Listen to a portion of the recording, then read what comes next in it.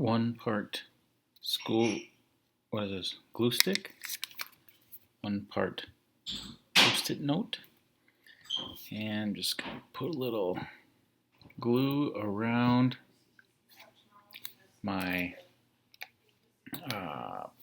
webcam, and then stick this right around it, and now we have a nice teleprompter. Let's see how natural this looks. Kevin has a strong sense of responsibility.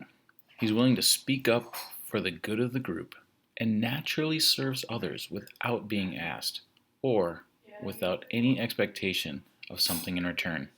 Kevin does this because he is principled.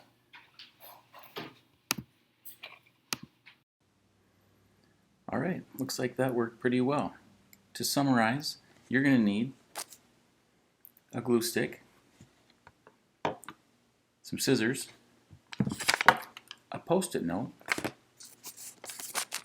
and something nice to say about somebody. That's all for now. See you on the internet.